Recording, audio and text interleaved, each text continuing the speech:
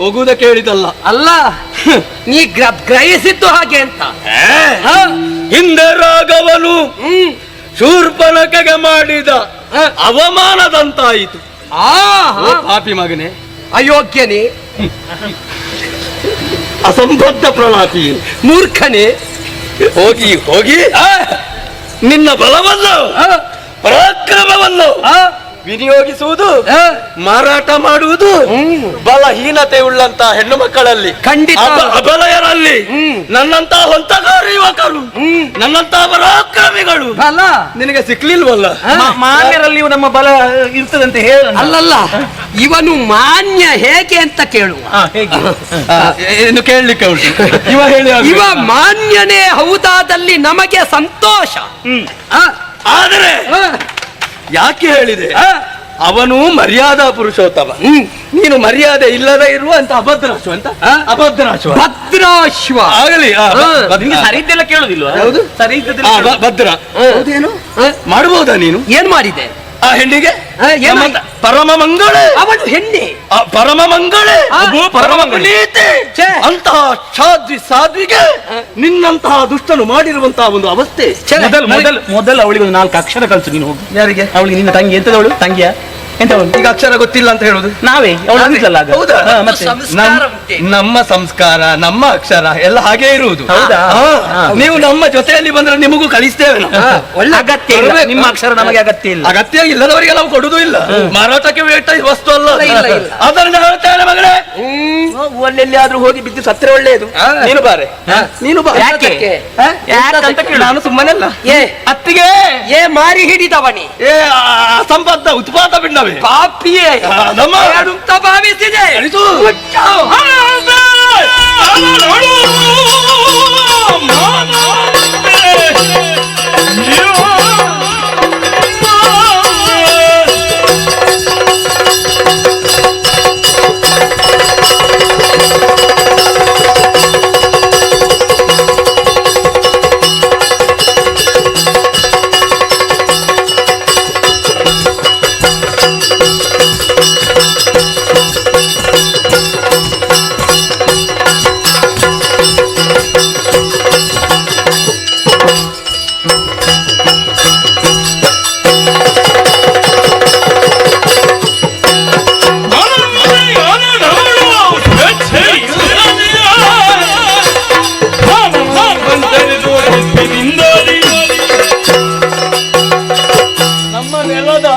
ಒಂದು ಮಹತ್ವ. ಮೊದಲೆಲ್ಲ ಇವ ಪುಟುಕು ಪುಟುಕು ಅಂತ ನಾಲ್ಕೆ ಹಾಕ್ತಿದ್ದ. ಈಗ ನಮ್ಮನ್ನೆಲ್ಲ ನೋಡಿ ಈಗ ಕಲಿತದ್ದು. ನಾವು ನಮ್ಮ ನೆಲದಲ್ಲಿ ಏನು ಅಂತ ಕಾಣಿಸುವುದಲ್ವೋ, ಇನ್ನೊಂದು ನೆಲದಲ್ಲಿ ನಮ್ಮನ್ನು ನೋಡಿಯೂ ನೋಡದಂತೆ ವರ್ತಿಸಿದವರು ನಾಳೆ ಅವರು ಯಾರು ಅಂತ ಕೇಳುವ ಮಟ್ಟಕ್ಕೆ ಮುಟ್ಟಿದ್ರೆ ಮಾತ್ರ ಅದು ಸಾರ್ಥಕ ಬದುಕು. ನೆನಪಿಟ್ಟುಕೋ. ಯಾವ ಸಾರ್ಥಕವೇ ಇರಲಿ, ನೀನು ಈ ನೆಲದಲ್ಲಿ ನಾವಿರುವಷ್ಟು ಕಾಲ ನಿನ್ನದು ತೋರಿಸುವುದಕ್ಕೆ ಹೋಗಬೇಡ, ಯಾರು ಒಪ್ಪಿಕೊಳ್ಳಿ. ಆದರೆ ಬಂದ ನಾವಿದ್ದೇವಲ್ಲ, ನೀನು ನಾನು ಸತ್ತರೆ ಬೇರೆ. ನಿಮ್ಮ ನೆಲಕ್ಕೆ ಕಾಲಿಟ್ಟು ನಿಮ್ಮನ್ನು ಬದಲು ಮಾಡಿದಲ್ಲಿಗೆ ನಮ್ಮ ಜೀವನ ಪಾವನ ಅಂತ ಭಾವಿಸಿ ಏನು ಪರಮೇಶ್ವರ, ಶಂಕರ, ಉದನೇಶ್ವರ. ನೀನೇ ಹೇಳ್ಬೇಕು, ನಿನ್ನ ಬಾಯಲ್ಲಿ ಹೇಳು. ಹೇಳ್ಬೇಕು. ನಮ್ಮ ಗ್ರಾಮದಲ್ಲಿ ನಾವು ಯಾವತ್ತೂ ಆರಾಧಿಸ್ತೇವೆ. ನೀವು ಒಳ್ಳೆದು. ಯಾಕೆ ಹೇಳಿದೆ ನಾನು? ಯಾಕೆ ಹೇಳಿದೆ? ಯಾಕೆ ನಿನ್ನ ಬಾಯಲ್ಲಿಯೂ ಹೀಗೆ ಬರ್ತದಲ್ಲ? ಯಾಕೆ ನಾವು ಇಲ್ಲಿಗೆ ಬಂದವರು ಯಾರೋ ಇರಲಿ, ಎಂತೆಂತ ಭಕ್ತರೇ ಇರಲಿ, ಎಂತೆಂತ ವಿಧಾನದಲ್ಲಿಯೇ ಇರಲಿ, ಎಲ್ಲ ನಮ್ಮ ಜೊತೆಯಲ್ಲಿ ಸೇರಿಸಿಕೊಳ್ತೇವೆ. ಮತ್ತೆ ಒಂದು ಕೆಂಪು ಬಟ್ಟೆಯನ್ನು ಕೊಡಿಸ್ತೇವೆ. ಯಾವುದು? ಮಹಾದೇವಿಯನ್ನು ಆರಾಧಿಸುವಂತ ಪರಮ ಭಕ್ತರನ್ನು ಗ್ರಹಿಸಿದೆ. ರಕ್ತಪಾತಕ್ಕೆ ಕೆಂಪು ಬಟ್ಟೆ ಕೊಡ್ತೀರಾ ಅಂತ? ಹಾಗಲ್ಲ. ಏನು? ಆದರೆ ನಾವು ಕೂಡ ನೀವು ಯಾವ ದೇವಿಯನ್ನು ಆರಾಧಿಸ್ತೀರೋ ಆ ದೇವಿಯನ್ನು ಅರ್ಚಿಸುವ ವರ್ಗದಲ್ಲೇ ಹುಟ್ಟಿದವರು.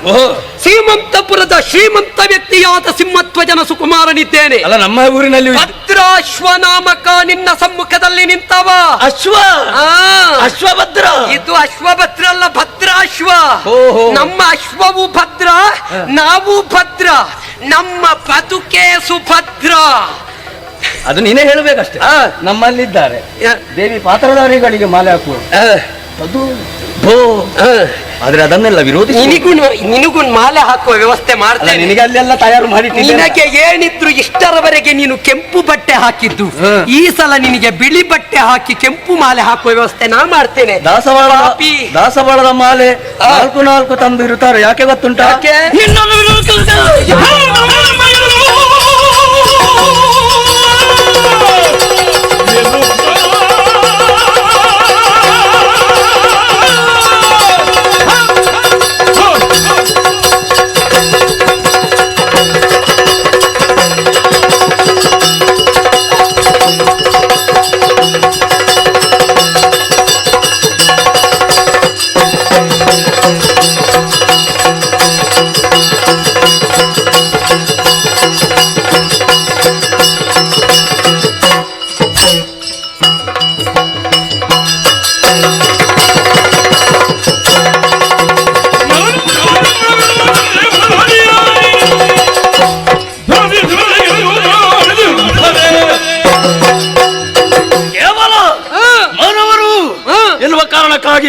ಹೀಗೆ ಮಾತಾಡಿದೆ ಅಲ್ಲ. ಇನ್ನೂ ಒಂದು ಸಂತೋಷ ಇದೆ ನನಗೊಳಗಡೆ ಇಲ್ಲೊಳಗೆ. ತಂಗಿ ಹಾಗಾದರೂ ಕೂಡ ಅಣ್ಣನ ಬಹುಶಃ ಜೀವನ ಸಾರ್ಥಕ್ಕೆ ಬಂದು ಪಡೆಯುತ್ತದೆ. ಹೇಗೆ ಬಲ್ಲಯ್ಯ? ಈಗ ಕೇಳು, ನಿನ್ನ ಪ್ರಶ್ನೆ ಇತ್ತಲ್ಲ, ತಂಗಿಯ ಕಿವಿ ಮೂಗು ಯಾಕೆ ಕತ್ತರಿಸಿದೆ? ಶ್ರೀರಾಮಚಂದ್ರನೇ ಆಡಿದ ಪುರುಷಾತಿಕ್ರಮಣಕ್ಕೆ ಊನತೆಯೇ ಶಾಸ್ತಿ. ಆವಾಗ ಹೇಳಲಿಕ್ಕೆ ಪುರುಷೋತ್ತಿರ್ಲಿಲ್ವ? ನೀನು ಕೇಳಲಿಕ್ಕೆ ಬಿಡ್ಲಿಲ್ಲಲ್ಲ. ನಿನಗೆ ಎಡೆಯಲ್ಲಿ ಮೈಯಲ್ಲಿ ನಾವು ಹೇಳುದಿಲ್ಲ. ನಿನಗೆ ಆಯಾಸ ಆದಾಗ ನೀನು ನಿಧಾನ ಮಾತಾಡುದಲ್ಲ, ನೀನು ಕೇಳಬೇಕು ಸ್ವಲ್ಪ. ನೀನು ಮಾತಾಡಬೇಡ. ನಿನಗೆ ನಿನ್ನ ಹತ್ರ ಮಾತಾಡ್ಲಿಕ್ಕೆ ಅಣ್ಣ ಇದ್ದ. ಅದೆಲ್ಲ ಬೇಡ. ನೀನು ನಾನು ಎಲ್ಲಿಯೂ ಮಾತಾಡಿ, ಅಣ್ಣನ ಹತ್ರ ಮಾತಾಡಿ, ನಿನ್ನ ಹತ್ರ ಮಾತಾಡಿ. ನಿನಗೆ ಶೂರ್ಪಣಕ್ಕೆ ಕಿವಿ ಮೂಗು ಕೊಯ್ದದ್ದು ನೆನಪಾಗುತ್ತದೆ. ನಿನ್ನ ತಂಗಿಯ ಕಿವಿ ಮೂಗು ಕೊಯ್ಯುವುದಕ್ಕೂ ಕಾರಣ ಅದೇ. ಒಂದು ಹೆಣ್ಣು ಮಕ್ಕಳಿಗೆ ಅಣ್ಣ ಆದ್ರೆ ಸಾಲದು, ಸಂಸ್ಕಾರದ ಪಾಠ ಕೊಡಬೇಕು. ಅವಳನ್ನು ತಿರುಗಾಟಕ್ಕೆ ಬಿಟ್ಟಿದ್ಯಲ್ಲ, ಋಷಿಮುನಿಗಳಿಗೆ ತೊಂದರೆ ಕೊಟ್ಟಲ್ಲ, ಆ ಎಮ್ಮೆಯನ್ನು ನೀ ಕೊಟ್ಟಿಗೆಯಲ್ಲಿ ಕಟ್ಟಬೇಕು. ನೋಡು, ನನ್ನ ಇಲ್ಲಿ ಯಾಕೆ ಬಿಟ್ಟದ್ದು? ನನ್ನ ತಂಗಿ, ನನ್ನ ಅಣ್ಣನನ್ನು ನೋಡು. ನೀನು ನನ್ನ ಅಣ್ಣನನ್ನು ನೋಡು. ಯಾಕೆ ನೋಡುವುದು? ನೀನು ನಿನ್ನ ತಂಗಿಯನ್ನು ಈ ಕಾಡಿಗೆ ಕರ್ಕೊಂಡು ಬಂದು ಯಾವ ಸಾರ್ಥಕಕ್ಕಾಗಿ? ಅದನ್ನು ಎಲ್ಲಿಯಾದ್ರೂ ಒಂದು ಬುದ್ಧಿಯ ಹೊಂಡದಲ್ಲಿ ಪರಿಸರದ ಪಾಠಕ್ಕೆ ನೀನು ನಿನ್ನ ತಂಗಿಯ ಜೊತೆಯಲ್ಲಿ ಇರುತ್ತಾ ಇದ್ರೆ ನೀತಿ ಹೇಳಿ ಕಳುಹಿಸ್ತಾ ಇದ್ದೆ. ನಮ್ಮ ಮೈ ಮೇಲೆ ಕೈ ಹಾಕುವುದಕ್ಕೆ ಬಂದ ಅವಳ ಕಿವಿ ಮೂಗು ಕತ್ತರಿಸಿ ಮಾನದ ಪಾಠ ಮಾಡಿದ್ದೇನೆ. ಕೇಳುವುದಕ್ಕೆ ನೀನು ಬಂದ್ರೆ ಅವಳ ಕಿವಿ ಮೂಗು ಹೋದದ್ದು ಕಡಿದು ನಿನ್ನ ಅಣ್ಣನಲ್ಲಿಗೆ ಕಳುಹಿಸಿ ಏನು ಹೇಳುತ್ತಿದ್ದೆ, ಇನ್ನೂ ಹೇಳುತ್ತಿದ್ದೆ. ಹೇಳು. ಯಾಕೆ ನಾವು ಈ ನೆಲದಲ್ಲಿ ಹುಟ್ಟಿ ಬೆಳೆದವರು, ಎಲ್ಲ ತಿಳಿದವರು 6 ಮಂದಿ ಇದ್ದೇವೆ. ಅದಕ್ಕಿಂತ ಹೆಚ್ಚಿಗೆ ನೀನು ಒಬ್ಬ ಮಾತಾಡಿದೆ. ಇನ್ನು ಮಾತಾಡುವುದಕ್ಕೆ ಬಿಡಲ ಪಾಟಿ.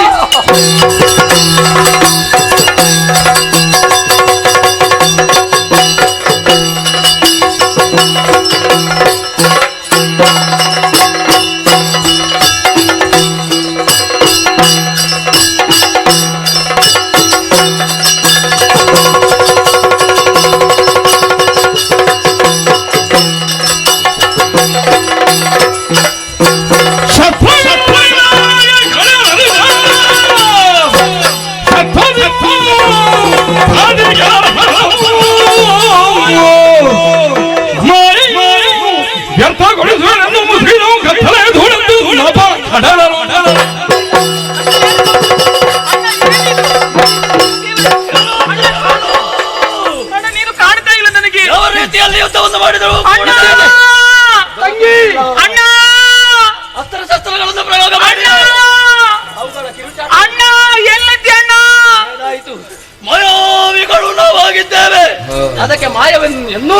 ಪ್ರಯೋಗ ಮಾಡುವುದಕ್ಕೆ ನಮಗೆ ಬರುತ್ತದೆ. ಸುಂಟರ ಗಾಳಿಯಾಗಿ ಇವರು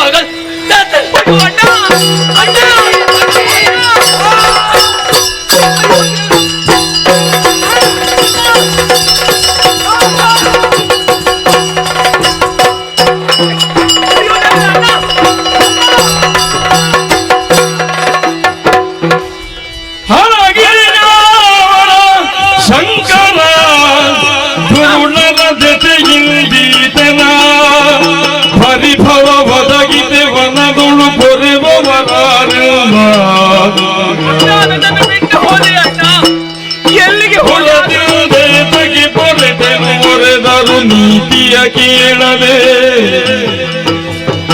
ಹರಿತ ನಮನು ಹಿರಿಯಲಿ ಇತರ ಭಂಗಗಳ ಹರನೇ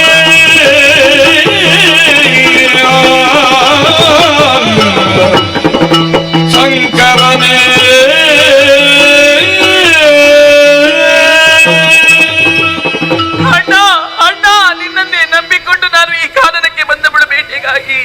ಈ ವನದ ಸೌಂದರ್ಯವನ್ನು ಕಾಣುವುದಕ್ಕೆ ಬೇಕಾಗಿ ನಿನ್ನೊಂದಿಗೆ ಬಂದೆ. ನಾನು ಬರುವಂತಹ ಸಂದರ್ಭದಲ್ಲಿ ನಮ್ಮ ಜನಕ ಹೇಳಿದಂತಹ ಮಾತು, ಈ ಮಗಳನ್ನು ಜೋಪಾನವಾಗಿ ನೀನು ನೋಡಿಕೊಳ್ಳಬೇಕು, ಇಬ್ಬರು ಜೊತೆಯಾಗಿರಬೇಕು ಎನ್ನುವ ಹಾಗೆ ಹೇಳಿ ಕಳುಹಿಸಿದವರಲ್ವೇ. ಆದರೆ ಇಂದೀಗ ನೋಡು, ಮೊದಲೇ ಹೇಳಿದ್ದಾರೆ ರಾಕ್ಷಸರ ಹಾವಳಿ ಇದೆ, ಕ್ರೂರ ಮೃಗಗಳ ಹಾವಳಿ ಇದೆ ಎನ್ನುವ ಹಾಗೆ. ಇಂದೀಗ ಆ ಕೂಡ ನನ್ನ ಅಣ್ಣನನ್ನು ಎಲ್ಲಿಗೆ ಸೆಳೆದೊಯ್ದನು. ನನಗಿನ್ನು ಯಾರು ಗತಿ? ನಾನು ಯಾವ ಕಡೆಗೆ ಹೋಗಲಿ? ಅಯ್ಯೋ ವಿಧಿಯೇ ವಿಧಿ, ನಾ ಏನು ಮಾಡಲಿ? ನನಗೆ ದಾರಿ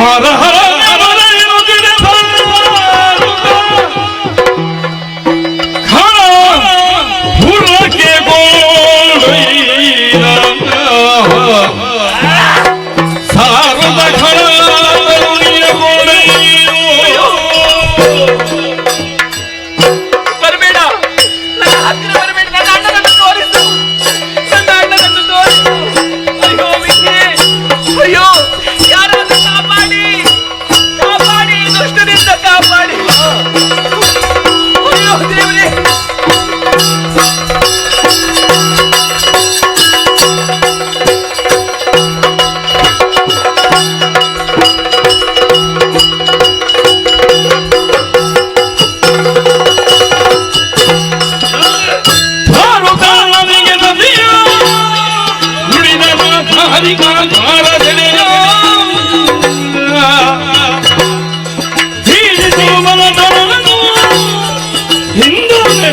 ಮಣಿಯಳ ತಂದೆನೋ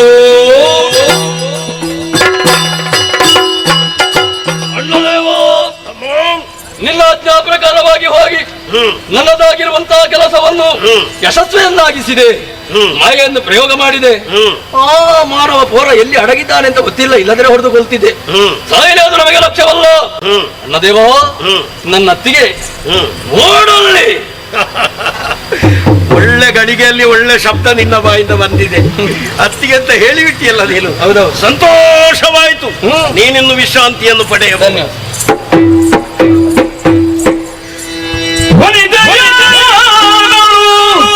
ಎಲ್ಲ ಭಾಗ್ಯಕ್ಕೆ ಎಣೆಯ ಕಾಣೆನು ಮೂರು ಲೋಕದೊಳೆನುದ ಬೀಳ್ಕೊಟ್ಟಾತನನು ನುಡಿಸಿದನು ಕೋಮಲೆಯ.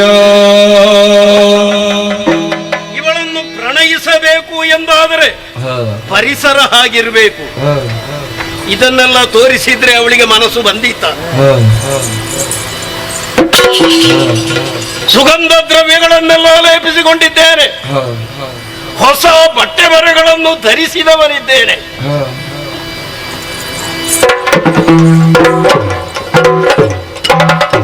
ಓ ಚಂದಿರಾನನೇ, ಚಂದಿರಾನನೇ ಕುಮುದಗಾದಿ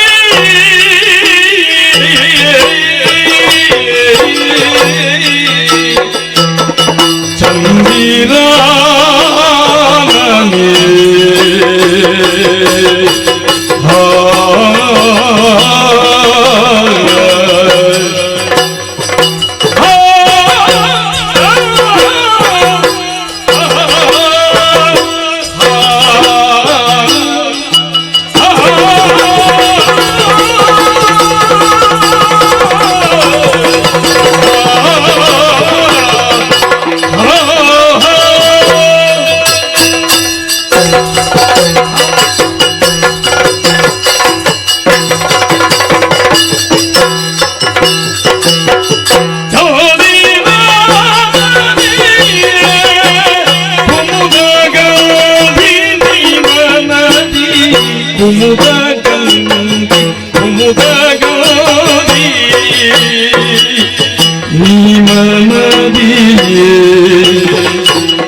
ಸಂದೇಹ ಗುಣದೀರು ಆನಂದದಿ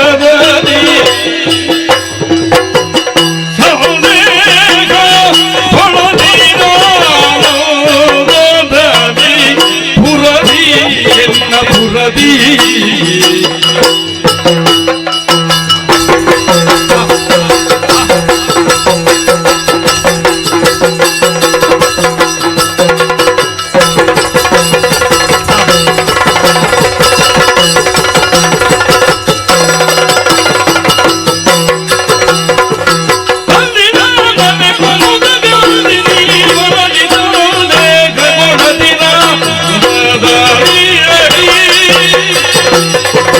ನಿಂದು ಸುಖದಿಯು ಸರಸದಿಂದೆನ್ನ ನಿಲಿದು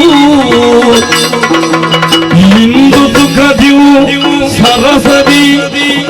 ಸರಸದಿಂದೆನ್ನ ನಿಲಿದು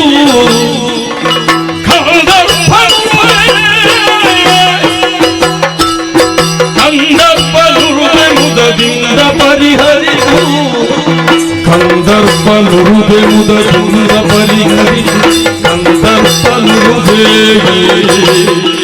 ಮುದದಿಂದ ಪರಿಹರಿಸು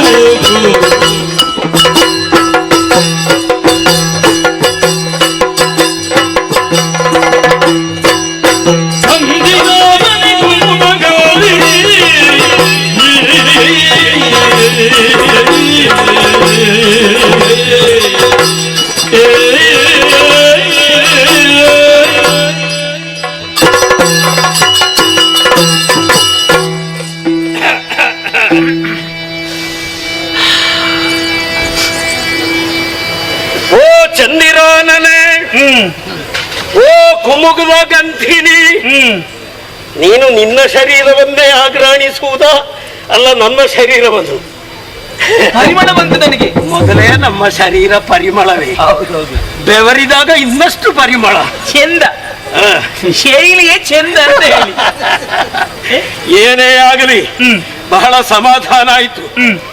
ನಮ್ಮ ಅಭಿಪ್ರಾಯಕ್ಕೆ ವಿರೋಧವಾದಂತಹ ವರ್ತನೆ ಮುಂದಿನಿಂದ ಬಂದ್ರೆ ನಮಗೆ ಮುಂದುವರಿಸುವುದಕ್ಕೆ ಕಷ್ಟ ಆಗ್ತದೆ.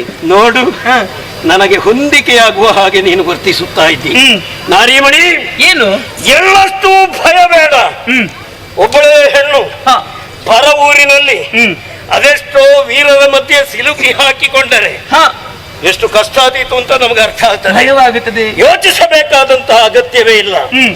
ನಾನು ಇಲ್ಲಿಗೆ ಅರಸನಿದ್ದೇನೆ. ಇಲ್ಲಿ ಏನಾಗಬೇಕಿದ್ರು ನಾವು ಹೇಳಿ ಆಗಬೇಕಷ್ಟೇ. ಆದ ಕಾರಣ ನಿನಗೆ ಭಯ ಬೇಡ.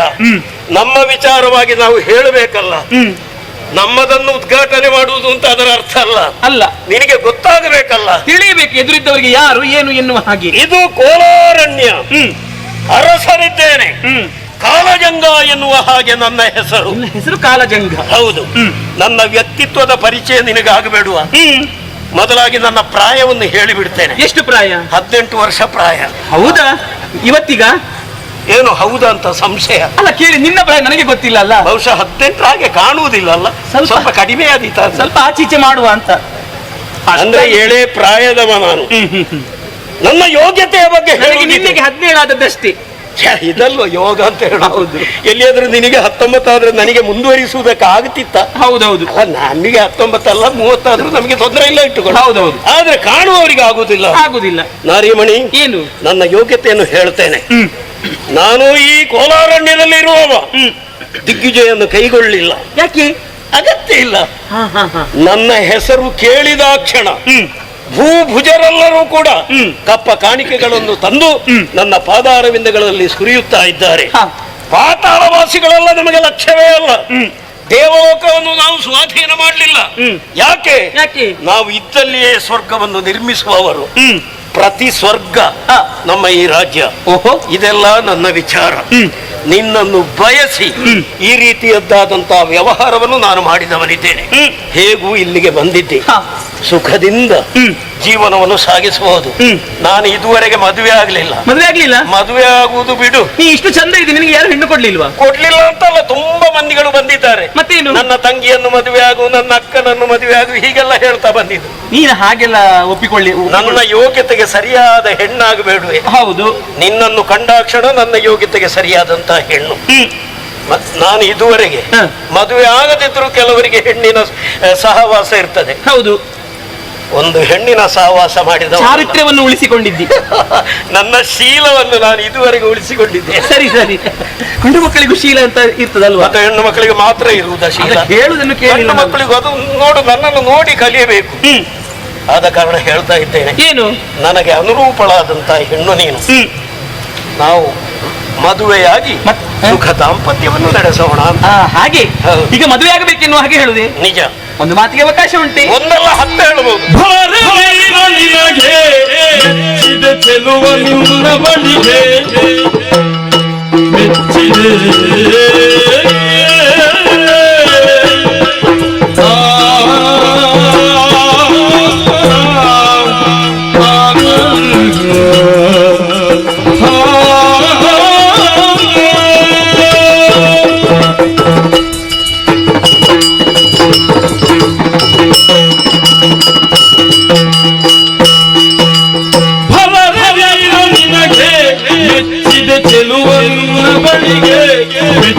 ಚೆಲುವನು ಬಳಿಗೆ ಬಲು ಜನ್ಮದಿನ ಗಳಿಸಿದ ಪುಣ್ಯದ, ಬಲು ಜನ್ಮದಿನ ಗಳಿಸಿದ ಪುಣ್ಯದ ಫಲದಿದೆ ನನ್ನ ಕಳ್ಳಕೊಳ್ಳಬಹುದು. ವೀರ ನಿನಗೆ ಮೆಚ್ಚಿದ ಚೆಲುವ ನಿನ್ನ ಬಳಿಗೆ ಫಲರೇ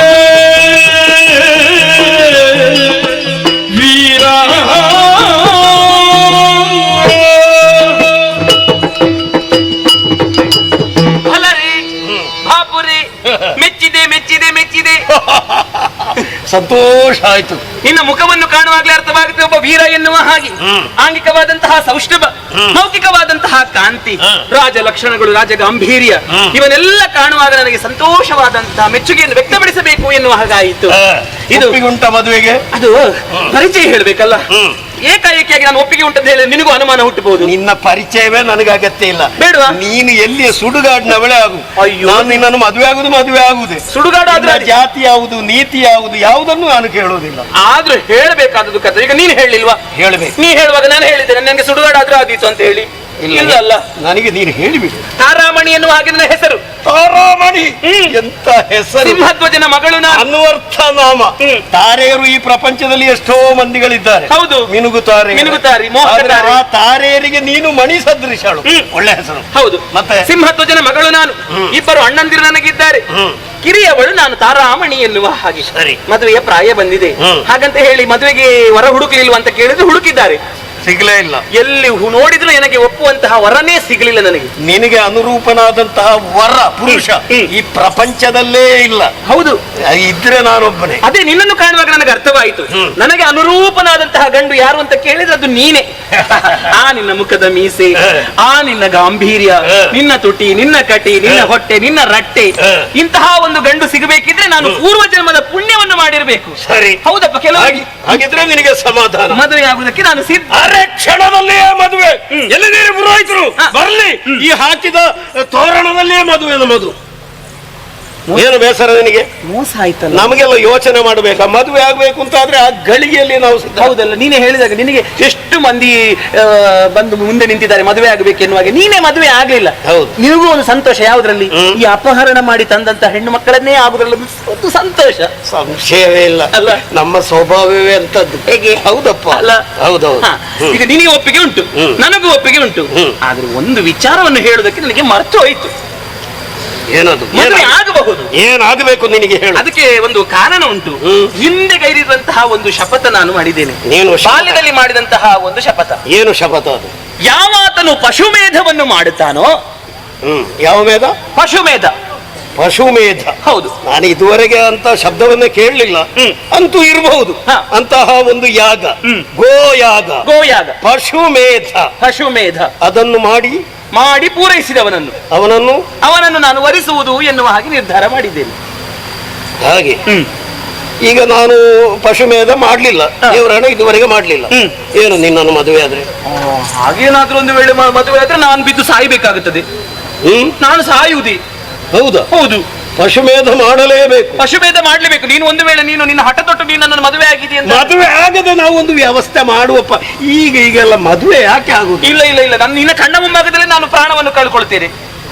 ಹಾಗಿದ್ರೆ ಪಶುಮೇಧವನ್ನು ನಾನು ಮಾಡಿರ್ಬೇಕು.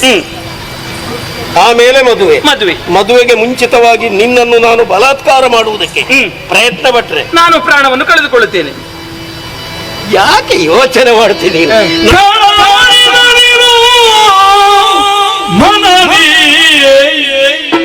ಪಶುಮೇನ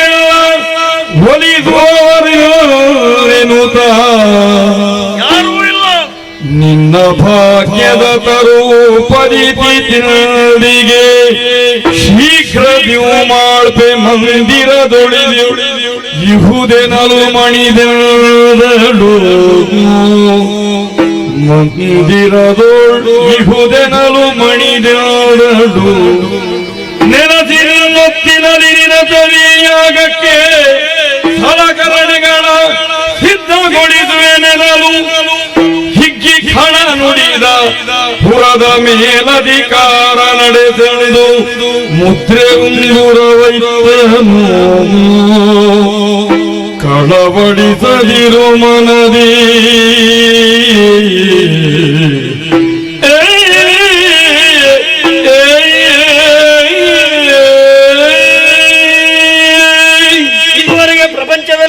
ಪಶುಮೇಧವನ್ನು ಮಾಡಲಿಲ್ಲ. ಆದ ಕಾರಣ ನಿನ್ನನ್ನು ಮದುವೆಯಾಗುವಂತಹ ಯೋಗ್ಯತಾವಂತರು ವರ್ತಮಾನ ಕಾಲದಲ್ಲಿ ಪ್ರಪಂಚದಲ್ಲಿ ಯಾರೂ ಇಲ್ಲ. ಅಂತಹ ಒಂದು ಯಾಗವನ್ನು ಮಾಡುವ ಯೋಗ್ಯತೆ ಈ ಪ್ರಪಂಚದಲ್ಲಿ ಬೇರೆ ಯಾರಿಗೂ ಇಲ್ಲ. ಆ ಯೋಗ್ಯತೆ ಇರುವುದಿದ್ರೆ ನನಗೆ ಮಾತ್ರ. ನೀನು ಮಾಡ್ತೀಯಾ? ಖಂಡಿತವಾಗಿಯೂ. ಪಶುಮೇಧವನ್ನು ಮಾಡೋದಕ್ಕೆ ಸಿದ್ಧನಿದ್ಯಾ? ದೇವರಾಣೆಯಾಗಿಯೂ ನಾನು ಸಿದ್ಧನಿದ್ದೇನೆ. ಹಾಗಾದ್ರೆ ನೀನು ಪಶುಮೇಧವನ್ನು ಮಾಡುತ್ತೀಯ ಎಂದಾದ್ರೆ ನಾನು ನಿನಗೊಂದು ಸಹಾಯ ಮಾಡಬೇಕಾ ಬೇಡವಾ?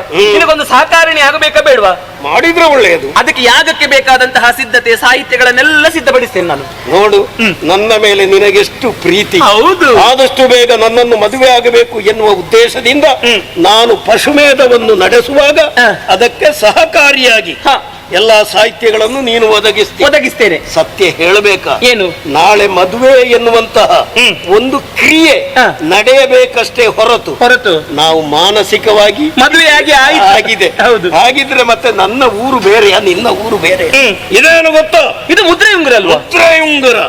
ಸಂಪೂರ್ಣ ಸ್ವಾತಂತ್ರ್ಯ ನಿನಗೆ. ಇಲ್ಲಿ ಏನು ಬೇಕಾದ್ರೂ ಮಾಡಬಹುದು. ನಿನ್ನದೇ ಅಧಿಕಾರ. ನಾನು ಇಲ್ಲದಿದ್ರೆ ನೀನು ಏನನ್ನು ಮಾಡಬಹುದು. ಹಿಡ್ಕೋ ಇದನ್ನು, ಮುದ್ರೆ ಉಂಗುರ.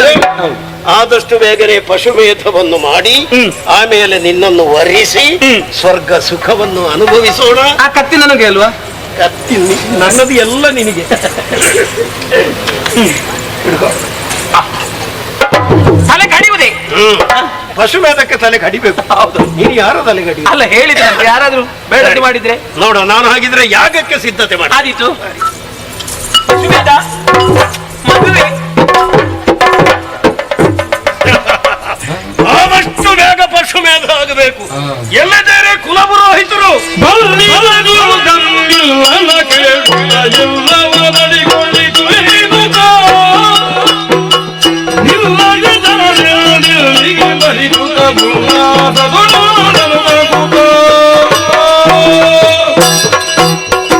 ಕುಲಪುರೋಹಿತರಿಗೆ ಪ್ರಣಾಮಗಳು.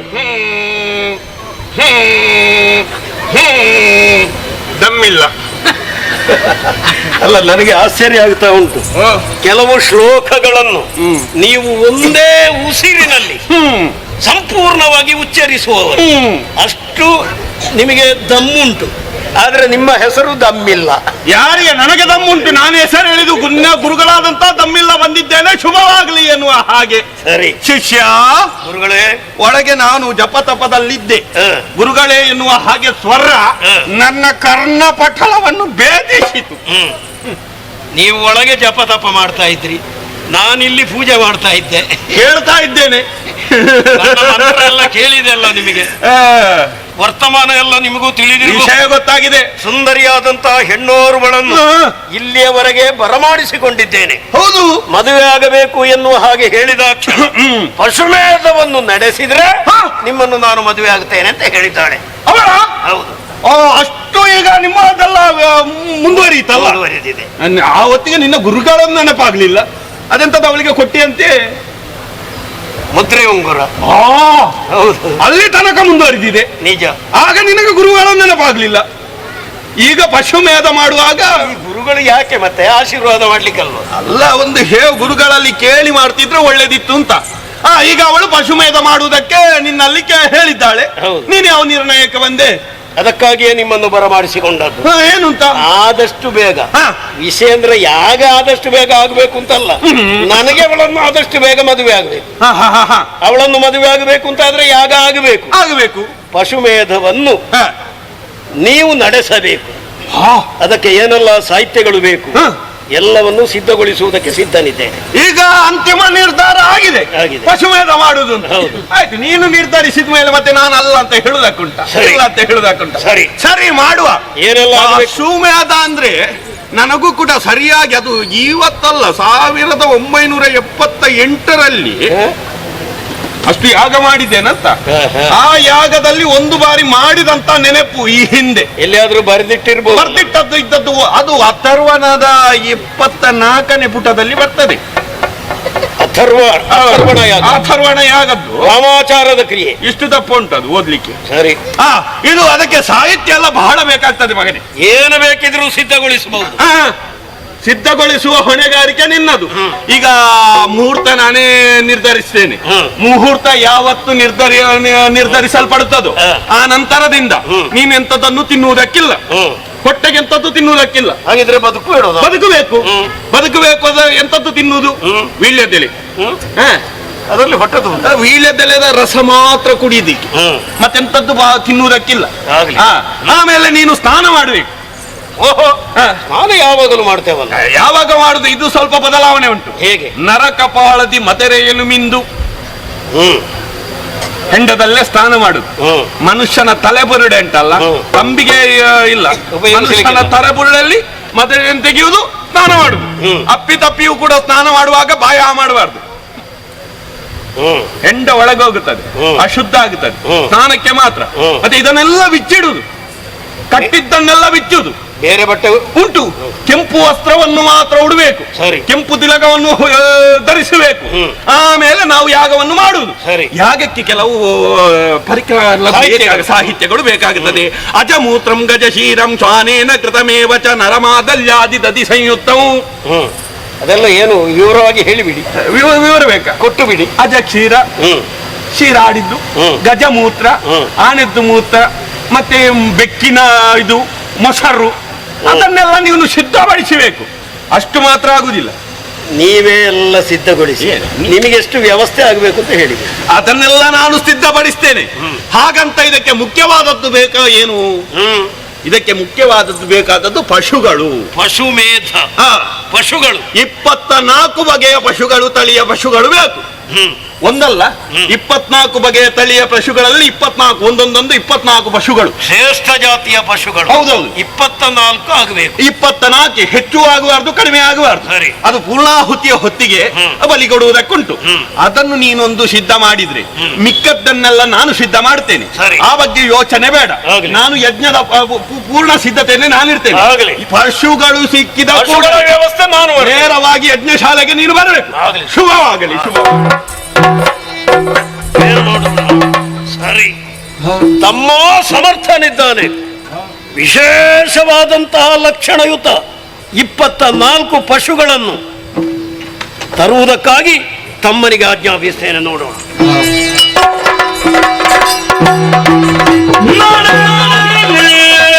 ಮೂರನೇ ದಿನ ಗುಣವಿಯ ಮರನೂರು ಕೊಡುದಾನದೇನುವನು ಪಿಡಿಯುತ್ತಿರೆ ಪಥದಿ. ನಮ್ಮ ಸಿಂಹಧ್ವಜ ಮಹಾರಾಜರ ಮಗಳು ಎಲ್ಲಿದ್ದರೂ ಸುರಕ್ಷಿತವಾಗಿ ಅರಮನೆ ಸೇರಬೇಕೆಂಬ ಉದ್ದೇಶ ಇಟ್ಟುಕೊಂಡ ಮಹಾರಾಜರು ಕೇಳಿದರೆ ಬೇಕಾದಷ್ಟು ಗೋದಾನ, ಭೂದಾನ, ಕನಕದಾನ, ಅನ್ನದಾನ, ವಸ್ತ್ರದಾನ ಇದನ್ನೆಲ್ಲ ಮಾಡುತ್ತಾ ಇದ್ದಾರೆ. ಬ್ರಾಹ್ಮಣ ಅಂತ ನಾನು ಹೋದಾಗ ಬೇಕಾದಷ್ಟು ದನಗಳನ್ನು ನನಗೆ ಕಾಣಿಕೆಯಾಗಿ ದಾನವಾಗಿ ಕೊಟ್ಟಿದ್ದಾರೆ. ತಡ ಮಾಡುವುದಲ್ಲ, ಪಡೆದಂತ ಧನವನ್ನು ಹಿಡಿದುಕೊಂಡು ನೇರವಾಗಿ ಮನೆಯಲ್ಲಿ ಸೇರಿಕೊಳ್ತೇನೆ ನೋಡೋಣ.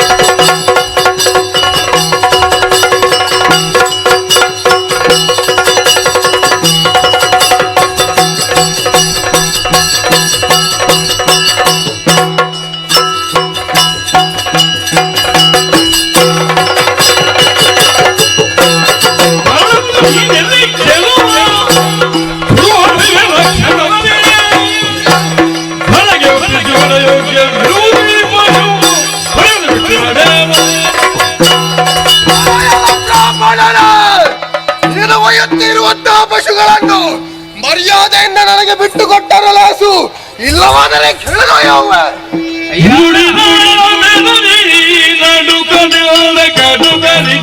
ನೀರುವೆ ನಾನು ಪಡೆದು ದಾನ ದಕ್ಷಿಣೆಯಲ್ಲಿ ಒಡಲ ಕೊರೆವೆನು. ಮಡದಿ ಮಕ್ಕಳಿಗೆ ಇಲ್ಲ ಪೊಡವಿ ಬಾಲ ಇತ್ತನದನು ತದೆಯದ ದೇವಿದನು ನನದಿ ನಡೆದ ನಿಲಯಕ್ಕೆ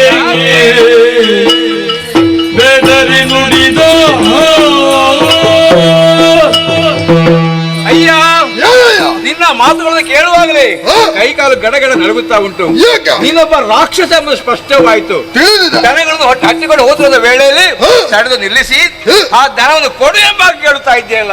ಪುಣ್ಯಾತ್ಮ, ಯಾರ ಹಟ್ಟಿಗೆ ನುಗ್ಗಿ ಕದ್ದುಕೊಂಡು ಬಂದಂತ ದನಗಳಲ್ಲ, ಮಹಾರಾಜರು ದಾನವಾಗಿ ಕೊಟ್ಟಂತದ್ದು. ಯಾಕೆ ನಾನೊಬ್ಬ ಬಡ ಬ್ರಾಹ್ಮಣ, ಬ್ರಾಹ್ಮಣ ಯಾವುದು ಶ್ರೀಮಂತರಲ್ಲ, ನಮ್ಮ ಕೈ ಹೀಗೆ ಹೊರತು ಹೀಗೆ ಅಲ್ಲ. ಆದ್ದರಿಂದ ನಮ್ಮನ್ನು ತಡೆದು ಇದು ಸರಿಯಲ್ಲ, ಈ ದನ ಬಿಟ್ಟು ಬಿಡು, ಹೋಗಯ್ಯ, ನಿನ್ನ ಪಾಡಿಗೆ ಹೋಗಯ್ಯ.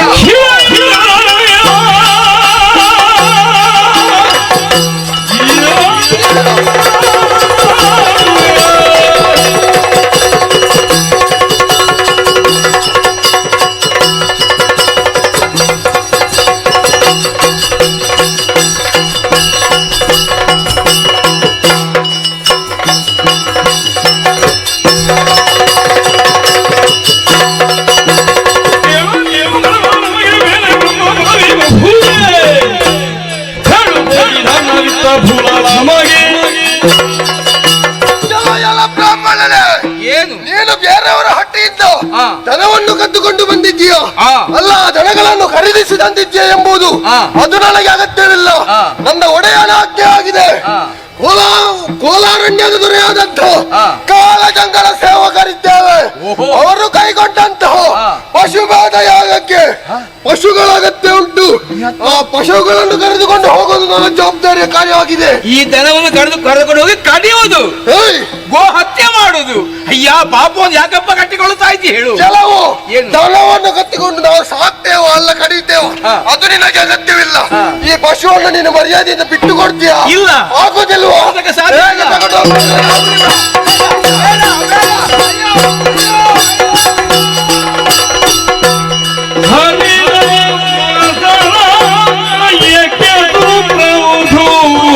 ಮುಚ್ಚಿರುವ ಮೈಯ ಸುರಿವಸ್ತು ಜಲರಿ ಧರಣಿ ಪನಿರಲೈತರೆ ಪರಿಸ್ಥಿತಿ ಯಮಲ ನಿನಗೆ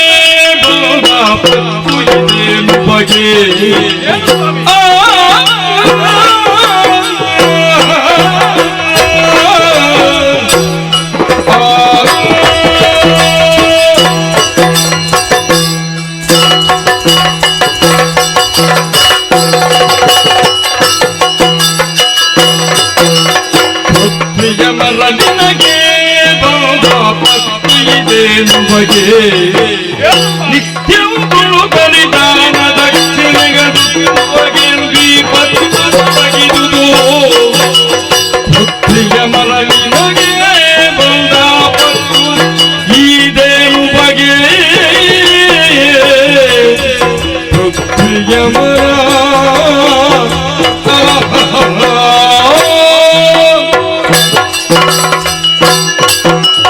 ವಿಪ್ರೋತ್ತಮರು ವಂದಿಸಿಕೊಂಡಿದ್ದೇನೆ ಸ್ವಾಮಿ.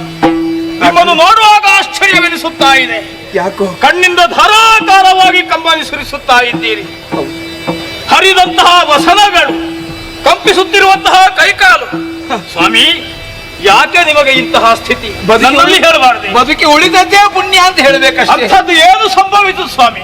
ಅಯ್ಯ, ನುಡಿಯಲಿಯಲಿಯಲ್ಲ ದಾನವ ಪಡೆದು ಹೋಗಲಿಲ್ಲ ನಡುಪಥದ ಹೋಗಗೊಡದೆ ತಡೆದು ತಳಾಟ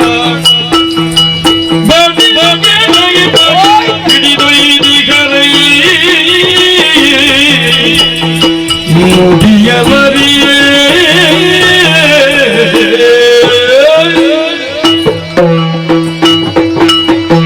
ಮಹಾರಾಜ, ಬ್ರಾಹ್ಮಣೋತ್ತಮರೇ, ಕೈಕಾಲುಗಳು ಗಡಗಡ ನಡುಗುತ್ತಾ ಇದೆ. ಆ? ಮಾತನಾಡುವುದನ್ನು ನಾಳೆ ತಡವರಿಸ್ತಾ ಉಂಟು. ಅಂತ ಸ್ಥಿತಿ ನನ್ನ ಪಾಲಿಗೆ ಆಗಿ ಹೋಯಿತು. ಯಾಕೆ ಏನಾಯಿತು ಸ್ವಾಮಿ? ಬೇಕಾದಷ್ಟು ಗೋದಾನವನ್ನು ಮಾಡಿದವ ನೀನು. ಆ?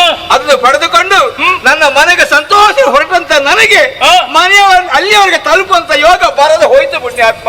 ಅಂದ್ರೆ ಮಧ್ಯ ಪಥದಲ್ಲಿ ಆ? ಕಾಲಚಂಗನಂತೆ ಆ? ಅವನ ಅದೆಷ್ಟೋ ರಾಕ್ಷಸರು ಮತ್ತೆ ನಿಲ್ಲಿಸಿ ಆ? ಏನು ಗೋಮೇಧ ಯಾಗವನ್ನು ಮಾಡುತ್ತಾ ಇದ್ದಾರಂತೆ. ಹೌದೇ? ಅದಕ್ಕೆ ಬೇಕಾಗಿ ಆ? ಈ ದನಗಳೆಲ್ಲ ಸೆಳೆದೊಯ್ದು ನಮಗೆ ಹಿಂಸೆಯನ್ನು ಕೊಡ್ತಾ ಇದ್ದಾರೆ.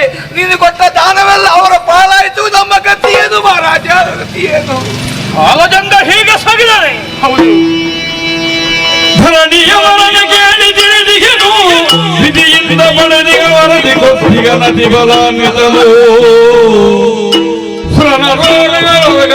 ಸಂಗರದೊಳಿದಿರಿಪದಿಲ್ಲ ಸುಮ್ಮನೆ ಕುರುವಿ ಗುರುತುಗಳಿಗೆ ಗಲಿತಿ ಗಲಿ ಬರಿದರಿದರು ಸರಸವಾಗದೋ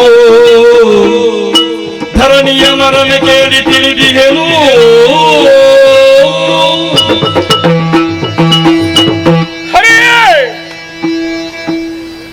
ನಿನ್ನ ಪಾದ ನಂಬಿದಂತಹ ಈ ಸಿಂಹಧ್ವಜನಿಗೆ ಇದಂತಹ ಅಗ್ನಿ ಪರೀಕ್ಷೆ ಸ್ವಾಮಿ. ಕಾಡಿಗೆ ಬೇಟೆಗಾಗಿ ಹೋದಂತಹ ಕುಮಾರ ಭದ್ರಾಶ ಬಂದು ಹೇಳಿದ,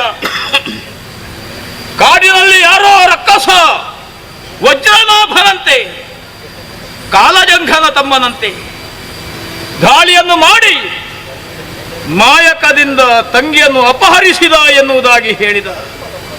ಮಗಳು ಎಲ್ಲಿದ್ದಾಳೋ ಹೇಗಿದ್ದಾಳೋ ಎನ್ನುವುದಾಗಿ ಚಿಂತಿಸುತ್ತಾ ಇದ್ದಂತಹ ಸಂದರ್ಭದಲ್ಲಿ ಪುರೋಹಿತರು ಹೇಳಿದ ಸೂಚನೆಯಂತೆ ಗೋವುಗಳನ್ನು ದಾನವಾಗಿ ಕೊಡುವುದಕ್ಕೆ ಆರಂಭಿಸಿದೆ.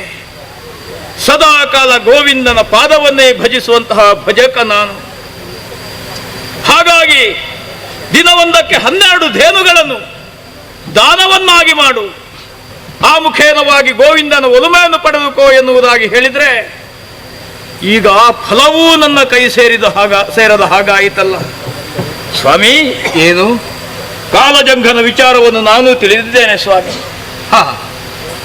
ವರಬಲದಿಂದ ಕೊಬ್ಬಿ ಮೆರೆಯುತ್ತಾ ಇರುವಂತಹ ರಕ್ಕಸ ಬಹಳ ಬಲವಂತನಂತೆ. ಆತನು ಎದುರಿಸಿ ಗೆಲ್ಲುವಂತಹ ಚೈತನ್ಯ ಸುರ ನರೋರಗ ಮಧ್ಯದಲ್ಲಿ ಯಾರಿಗೂ ಇಲ್ಲ ಎನ್ನುವುದಾಗಿ ಎಲ್ಲರೂ ಹೇಳ್ತಾ ಇದ್ದಾರೆ. ಕೇವಲ ತುರುವಿಗಾಗಿ ಆತನ ಹಗೆಯನ್ನು ಕಟ್ಟಿಕೊಂಡೆನು ಎಂದಾದರೆ ನಾಳೆ ನನಗೂ ಉಳಿಗಾಲ ಇಲ್ಲದೆ ಹೋದೀತು. ಅದಕ್ಕೆ ಸ್ವಾಮಿ, ಏನು? ಹೋದದ್ದು ಒಂದು ಧೇನು ತಾನೆ, ಚಿಂತಿಸಬೇಡಿ. ನಿಮಗೆ 4 ಧೇನುಗಳನ್ನು ಕೊಡುತ್ತೇನೆ, ಅವುಗಳನ್ನು ಪಡೆದು ಹಿಂದಕ್ಕೆ ಹೋಗಿ ಸ್ವಾಮಿ. ಇನ್ನೂ ದಾನ ಕೊಡ್ತೇನೆ ನೀನು? ಹೌದು. ಪಡ್ಕೊಂಡು ಹೋಗಬೇಕು. ಹೌದು. ನಿನಗೆ ನಾಚಿಕೆ ಆಗುದಿಲ್ಲ ಅದಕ್ಕೆ.